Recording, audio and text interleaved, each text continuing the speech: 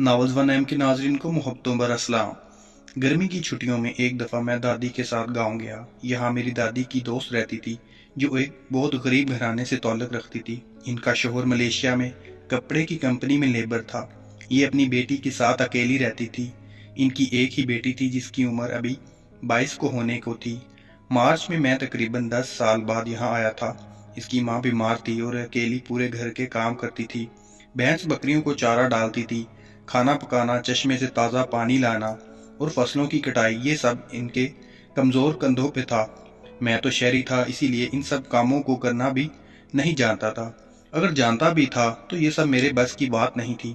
असर के वक़्त हम चश्मे पे जाते थे और ये सुमेरा और शक्ल से बहुत मासूम लड़की लग रही थी।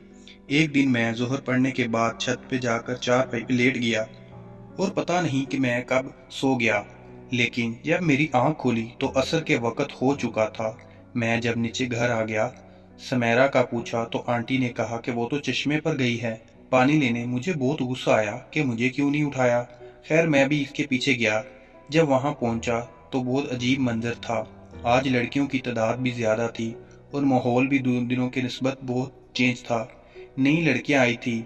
नई इसलिए कहा कि इनसे मेरी पहले मुलाकात नहीं हुई थी। जब मैं पास पहुंचा तो ये लड़कियां मटकों पे ढोल बजा के गाने सुनाती थी। मुझे भी बहुत अच्छा लगा और मैं एक बड़े चट्टान के पीछे बैठ के ये सब सुन रहा था और इंजॉय भी कर रहा था। लेकिन अचानक गाने के दौरान ही कुछ हो गया और ये लड़कियां हंसने लगी। सुमेरा और नसरीन एक दूसरे पर पानी फेंकती रही जिसकी वजह से वो काफ़ी गीली हो गई थी और इनके कपड़े बदन से चिपक रहे थे और इन दोनों के जिस्म का एक एक हिस्सा साफ नजर आ रहा था। और आज इन दोनों ने ब्रा नहीं पहनी थी। शायद गांव के लोग ब्रा नहीं पहनते। मैं इन्हीं सोचों में गुम था कि पीछे से किसी ने मेरे कंधे पे हाथ रख दिया। जब मैंने पीछे देखा तो ये शाजिया थी। शाजिया की उम्र अभी 16 साल को होने को थी। इसने फौरन मेरे मुंह पे हाथ रखा दिया और कहा, कुछ न कहना और चुपके से यहाँ से उठ के मेरे पीछे आ जाना। जब मैंने पूछा कि क्या हुआ है तो सब ठीक है ना, इसने कहा, बड़ी अजीब बातें हैं, जब वहाँ जाओगे तो खुद पता चल जाएगा। खैर दौड़ते दौड़ते जब हम वहाँ पहुँचे तो ये इसी का घर था। वो मुझे दूसरी छत पे ले गई जहाँ एक कमरे के रोशनदान में हमने छुपके से देखा। तो मैं थोड़ा हैरान हुआ कि ये तो इसकी बहन थी जो शायद मोबाइल में कुछ देख रही थी। रोशनदान से तो साफ दिखाई नहीं दे रहा था कि वो क्या देख रही थी। मुझे अंदाजा हो गया कि कुछ तो गड़बड़ है। साथ में खड़ी शाजिया से कहा कि मैं अंदर रूम में जा रहा हूँ, आप हमें यहाँ से देखना। अगर इसने मुझे डांटना शुरू किया तो तुम अंदर रूम में आ जाना। अगर मैं भी इसके साथ बिजी हो गया तो वो सामने दूसरा दरवाज़ा जो है इससे हमें भी देखते रहना और बाहर भी देखती रहना। जब कोई आ जाए तो आप दूर से कोई गाना सुनाना, लेकिन अंदर नहीं आना।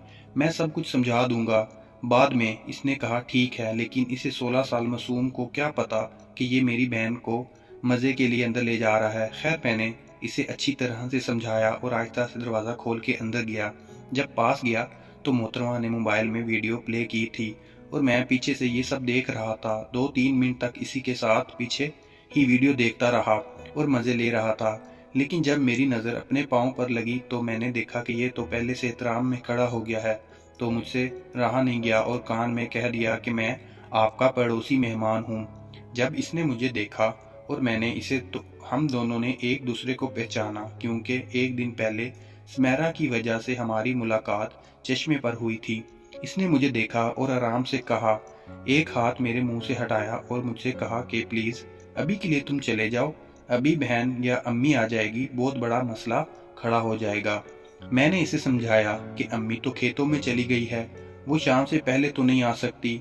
इसे यकीन तो हो गया, लेकिन वो अब भी अपनी छोटी बहन शाजिया से डर रही थी कि वो तो चश्मे में है, जल्दी आ जाएगी। तो मैंने कहा कि वो तो दूसरी बच्चियों के साथ पानी का खेल खेल रही थी। आज चश्मे पे बहुत लड़कियां आई थी, तुम नहीं थी, तो मैं तुम्हारा हाल पूछने आया था। इसे यकीन हो गया और नरम पड़ गई। तो मैंने इसे हल्के से दोनों गालों पे किस किया और इसकी मुंह से एक लंबी आह की आवाज़ निकली जो मुझे बहुत ही अच्छी लगी। फिर वो होंठों को गोल करके आगे पीछे होने लगी। फिर मैंने कहा कि मेरा भी टाइम पूरा होने वाला है तो वो गुस्सा होगी कि अब तो मज़ा आने लगा है। अब इसे नहीं छोड़ूंगी। फिर खुद में पीछे हो गया कि अब बहन या अम्मी आने वाली होगी। इसने कहा कि ठीक है, लेकिन मोबाइल में जैसा होता है बिल्कुल इसी तरह छोड़ देना। मैंने भी ऐसा किया। अब हम दोबारा तैयार होने वाले थे कि बाहर एक दरवाजे की तरफ से शाजिया की आवाज़ आई, जो गाना सुनाते हुए शायद कमरे की तरफ आ रही थी। मैं भी फौरन उठा और खिड़की की तरफ गया ताज़ा हवा लेने। शाजिया भी इसी तरफ खड़ी थी। खिड़की के पास आई और मुझसे कहने लगी कि मुझे भी ऐसे मज़े करने हैं। जब मैंने पीछे रूम की तरफ देखा तो इसकी बड़ी बाजी डर के मारे कमरे से निकलकर शायद दूसरे कमरे में गई थी। मैं इससे कहा कि अभी तुम सिर्फ देखती जाओ, ये तो वक्त नामुनासिब था। जब मैं दोपहर को दोबारा आऊँ तो फिर तुम्हें बताऊँगा कि अब हम देख लो, फिर वक्त भी ज़्यादा होगा, तुम भी कुछ सीख लोगी, फिर तुम्हें भी बहुत मज़ा आएगा। लेकिन अगर ऐसी जल्दी में करोगी तो तुम्हें मज़ा तो नहीं आएगा, सिर्फ वक्त की बर्बादी होगी। फिर क्या फ़ायदा ऐसे आधे अधूरे काम का। हम ये बातें कर रहे थे कि पीछे से वही बाची ठंडा शरबत गिलास में लेकर खड़ी थी कि किस अधूरी चीज़ों की बातें हो रही हैं। शाजिया ने कहा कि हम चश्मे पे पानी का खेल खेल रहे। शहरी बाबू को इसके रूदाद सुना रही थी। मैंने इसके हाथ से शरबत लिया और इससे कान में आहिस्ता से कहा कि अब तो टाइम नहीं मिला, कल दोपहर को दोबारा आऊँगा। तुम तैयार रहना, सख्त धूप में, जब सब गाँव वाले फसलों की कटाई के लिए खेतों में होंगे। स्टोरी अच्छी लगी तो चैनल को लाइक करें, सब्सक्राइब करें। इसकी बकिया स्टोरी आपको अपलोड कर दी जाएगी।